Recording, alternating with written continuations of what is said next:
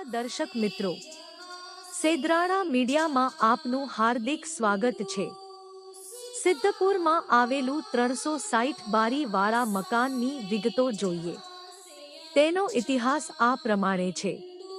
આ મકાન ગુજરાતના પાટણ જિલ્લામાં આવેલા સિદ્ધપુર શહેરમાં છે।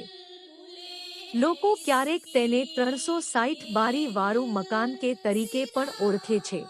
મૂળ નામ ઝવેરી મેન્શન, ઝવેરી હાઉસ કે ઝવેરી કોટેજ છે। સિદ્ધપુરના મોટા ભાગના હવેલીઓ મકાનો 1870 થી 1930 ની વચ્ચે બન્યા હતા।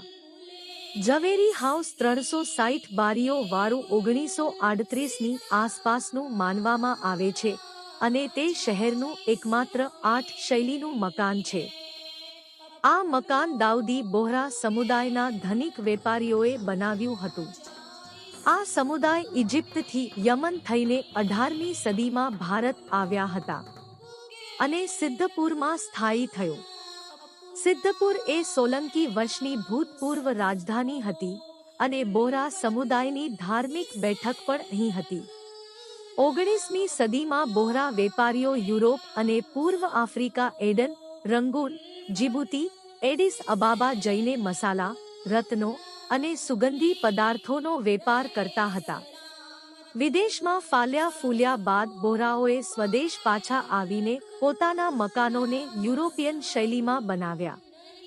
બેલ્જિયન કાચની ખિડકીઓ, ઇટાલિયન મોઝેક ટાઇલ્સ, લાકડાની કોતરણી, ઝારતખાના જેવી છત, જેથી થનારી દરેક ઇમારત એક યુરોપનો ટુકડો લાગે। 1900ની આસપાસ દુષ્કાળ પડ્યો ત્યારે બોહરાઓએ બીજા સમુદાયોને મદદ કરી।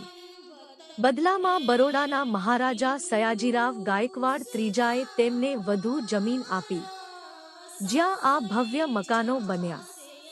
મકાનમાં ચારે બાજુ કુલ 360 બારીઓ છે। દરેક બારી યુરોપિયન અને ગુજરાતી કલાનું મિશ્રણ છે। આ મકાન 8 શૈલી ધરાવે છે।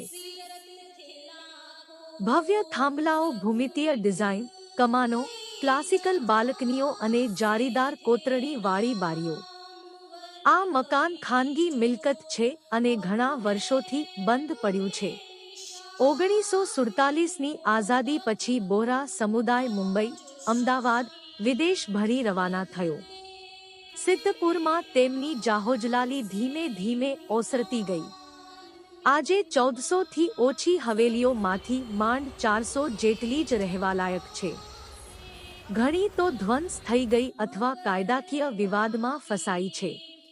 સ્થાનિક લોકો અને કેટલાક ઉત્સાહીઓ સિદ્ધપુર સ્મૃતિ ટ્રસ્ટ જેવી સંસ્થાઓ દ્વારા આ વારસાને બચાવવાનો પ્રયાસ કરી રહ્યા છે।